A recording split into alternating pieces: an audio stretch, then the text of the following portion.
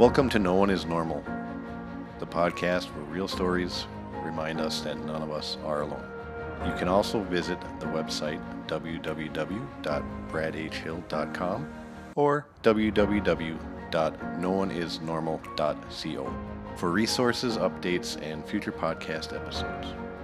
I am Brad H. Hill, and each week we talk about the messy, the complicated, and the deeply human moments that shape us and remain in our memories.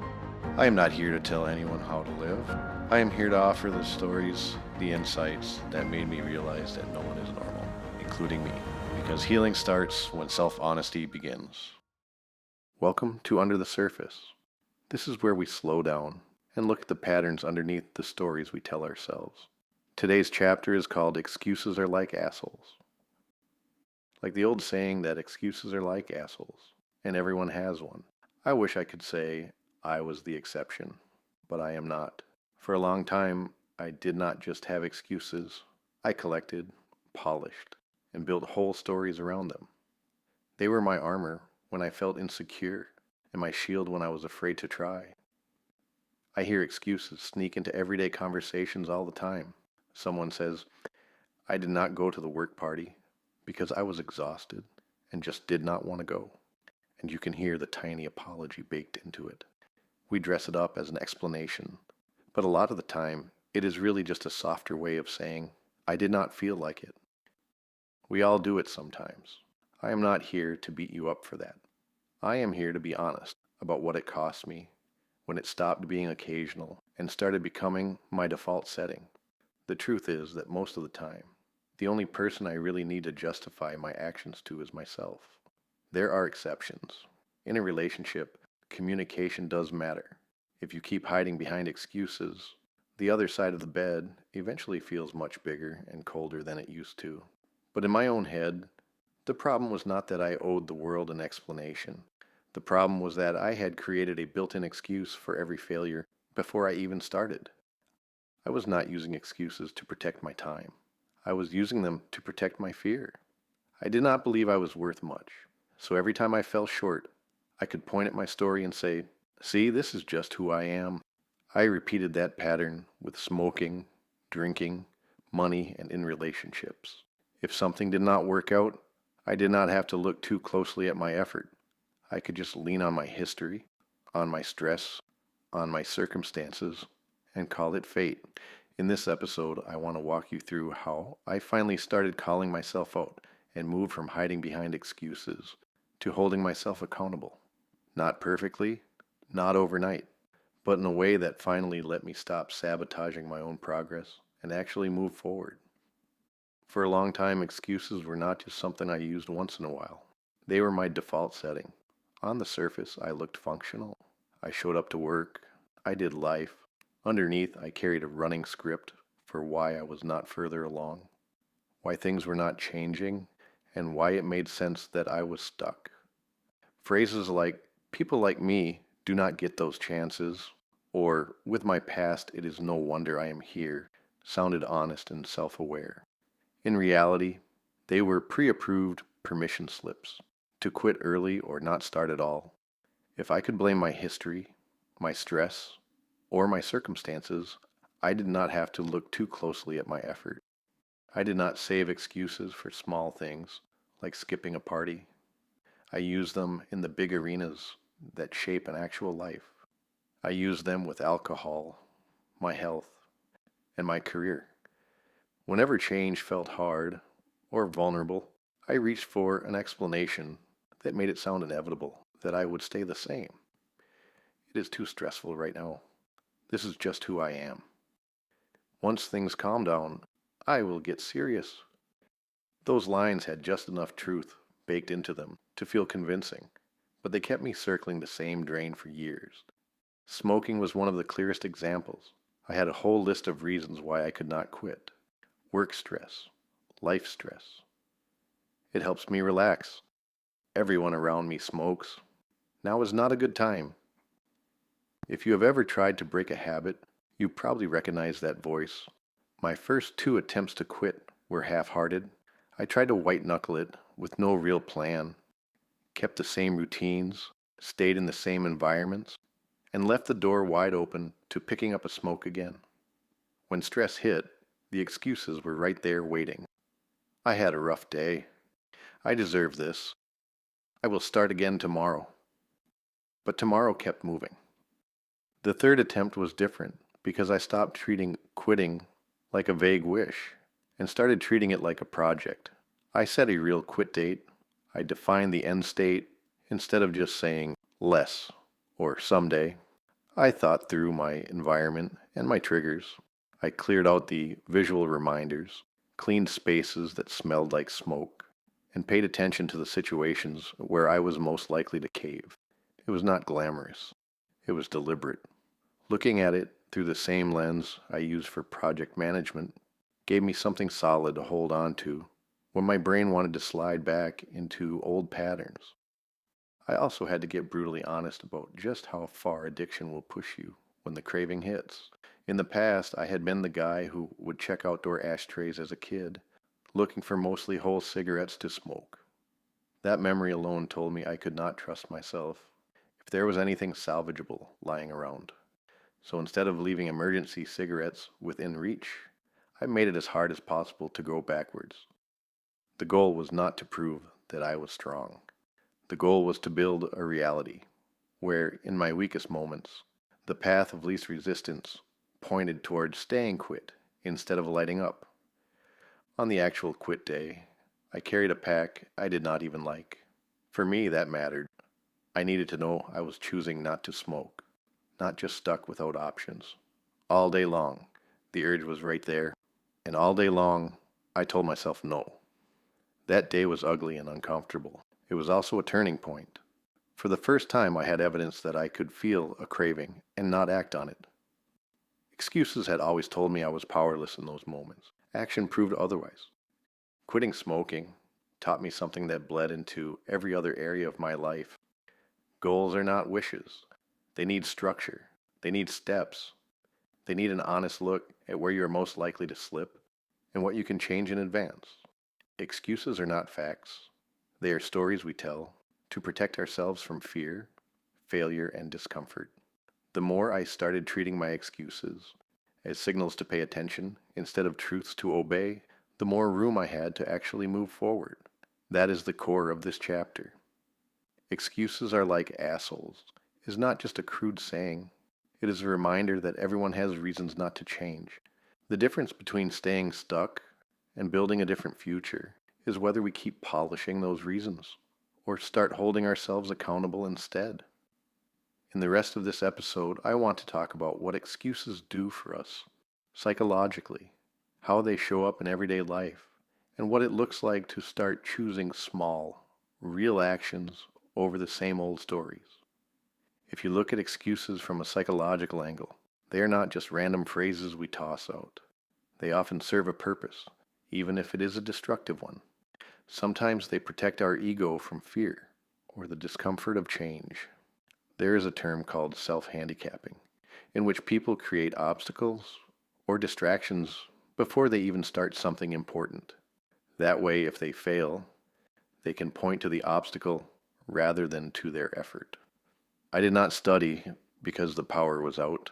I showed up late because of traffic. I did not apply because I knew they would not hire me anyway. It sounds like an explanation, but underneath it is the fear of finding out what happens if we give our best and still come up short. Excuses also thrive in environments where perfectionism is running the show.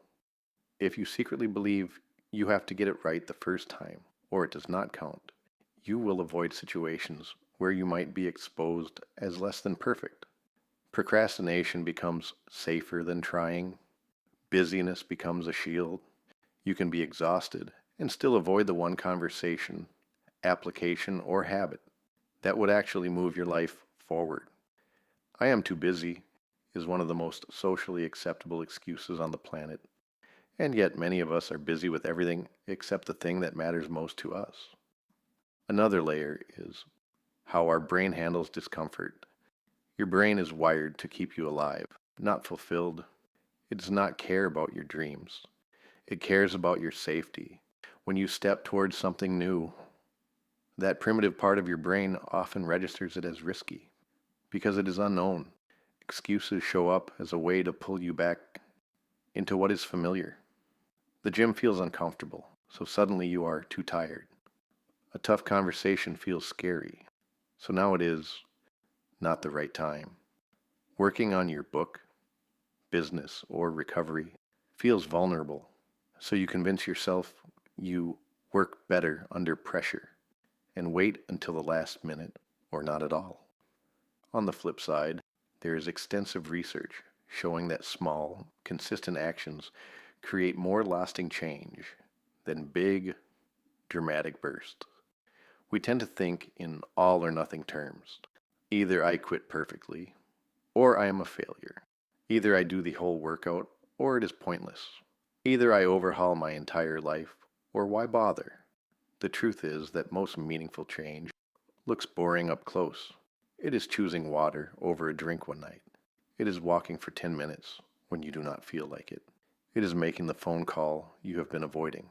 It is saving $20 instead of saying it does not matter because you cannot save 200. If you recognize yourself in any of this, it does not mean you are weak or lazy. It means your brain is doing what it learned to do. It means your fear of failure, rejection, or discomfort has been driving the bus for a long time. The good news is that awareness is the first crack in the armor. Once you start noticing your most common excuses, you can question them. Is this actually true? What am I afraid of here? What would happen if I did it anyway? That is where excuses start to lose their power, and accountability starts to take over. You will never completely get rid of the urge to make excuses. I still catch myself trying to explain why I have not done something I said I would do. The difference now is that I can see it for what it is, a choice point. I can either keep telling the same story, or I can shut up, take one small step, and let my actions do the talking. That shift is not glamorous, but it is how lives actually change in the real world. Taking a quick pause here. If this episode is resonating, I would love for you to follow the No One Is Normal podcast on whatever platform you listen on. Every follow helps this show reach people who might need these stories. Now let's jump back in. For a long time, I was my own biggest obstacle, even when I tried to blame everything else. I looked at my history, my stress, and my fears, and I turned them into a script that let me off the hook before I ever really showed up. If I did not get the job, it was because of my past. If I did not quit a habit, it was because life was too hard. If I did not start something new, it was because the timing was not right. It felt safer to believe I was trapped than to admit I was choosing to stand still.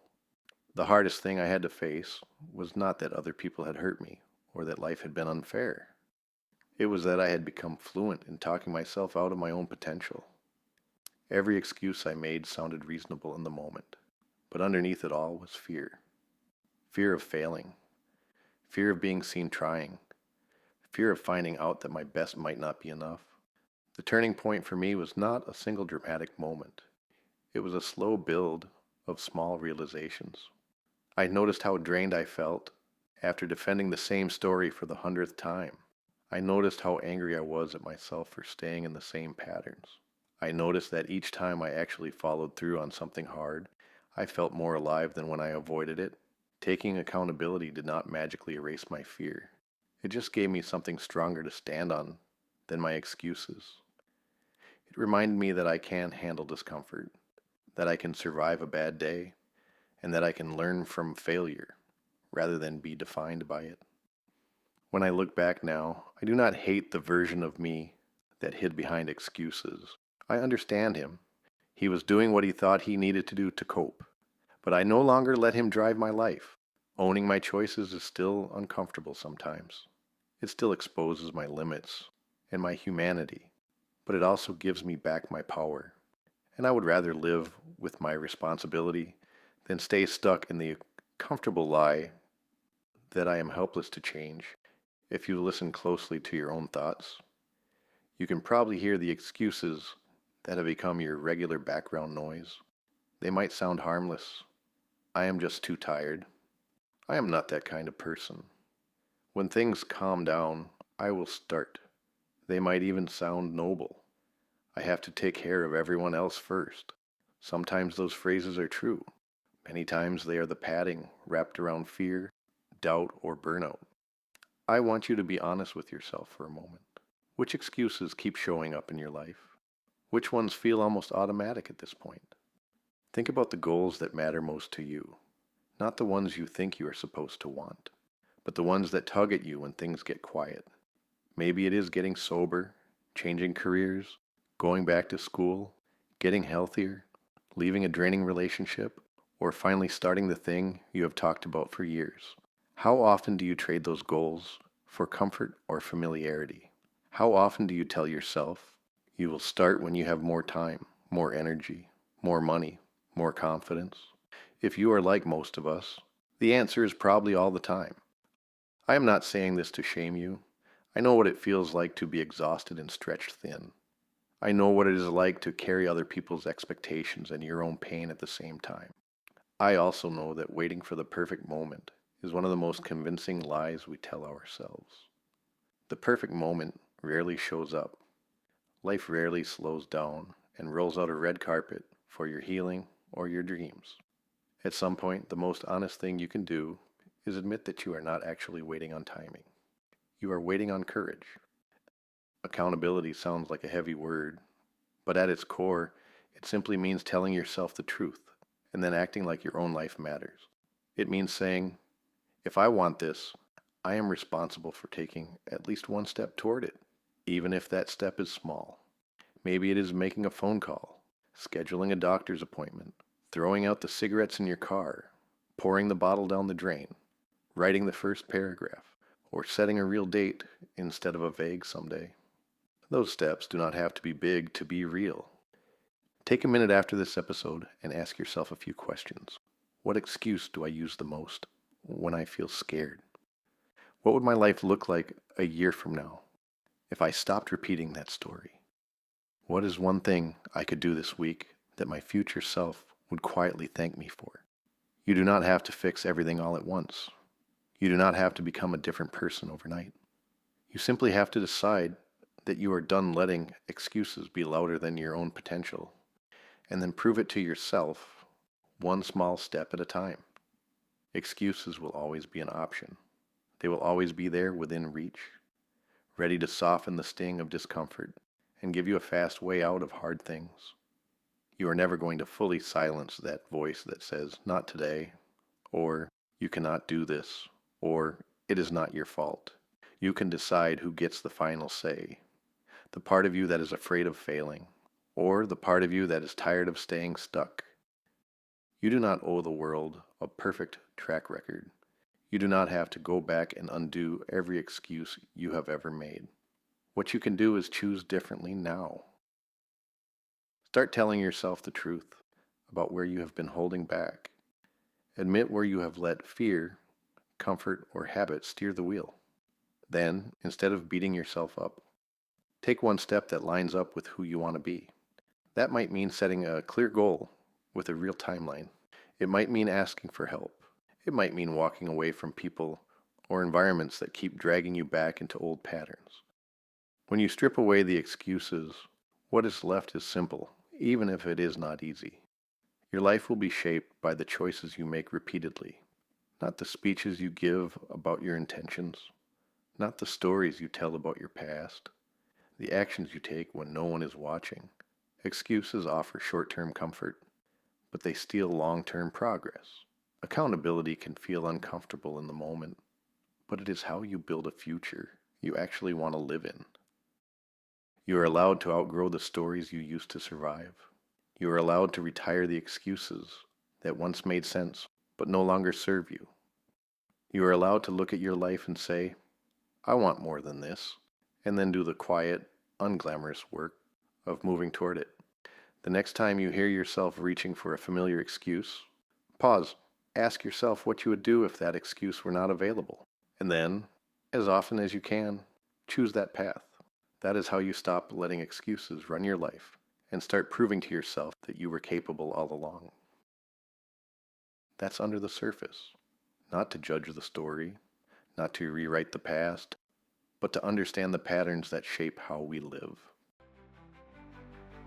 Just a reminder, the stories and conversations in this podcast are for informational and personal reflection only. Nothing shared here should be taken as medical, legal, or professional advice. Always speak with a qualified professional about your own personal situation. Thank you for listening to No One Is Normal. If today's message resonated with you, you can find the book No One Is Normal on Amazon and Kindle, and explore more resources at www.bradhhill.com or www.nooneisnormal.co. Remember, you weren't meant to be normal, you were meant to be you.